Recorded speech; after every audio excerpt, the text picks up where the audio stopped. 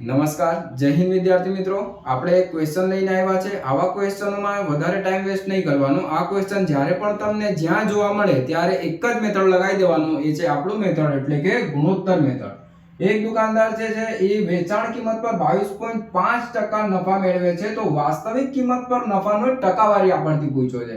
પહેલા તો તમારે 22.5% જે છે એની ફ્રેક્શન વેલ્યુ તમારે આવડવી જોઈએ 9/40. આની ફ્રેક્શન વેલ્યુ છે એટલે કે આ જે 40 છે એ આપણું થઈ ગયું વેચાણ, અને આ જે છે એનું વેચાણ કિંમત પર જે પ્રોફિટ હતો એ એનું સેલિંગ પ્રાઇસ ઉપરનો પ્રોફિટ બની ગયો. હવે એસપી જે 40 હોય, એસપી 40 હોય અને નફો 9 રૂપિયાનો હોય, નફો જે છે એ 9 રૂપિયાનો હોય, તો સેલિંગ પ્રાઇસ આપણે ના કહી શકીએ. એટલે કે આને અહીંયા એક પ્રમાણે લખી દો કે એસપી માંથી પ્રોફિટ ને બાદ કરી દઈએ એટલે આપણું સીપી એટલે કે જે આપણી લાગત મૂલ્ય છે, જે આપણી પડતર કિંમત છે એની કિંમત આવી ગઈ 31. હવે તમે કહો 31 રૂપિયાની વસ્તુ છે એને 40 રૂપિયામાં વેચીએ તો કેટલાનો નફો? 9 રૂપિયાનો નફો થાય.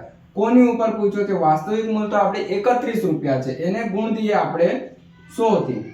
હવે બની ગયું આપણું 900 ભાગ્યા 31.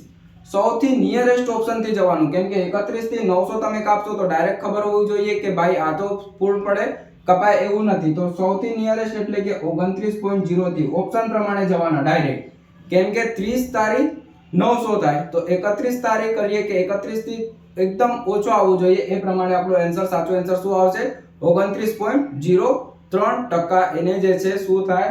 તો એને જે છે વાસ્તવિક પ્રોફિટ થાય, જો વાસ્તવિક મૂલ્ય ઉપરની પ્રોફિટ પૂછ્યો હોય તો.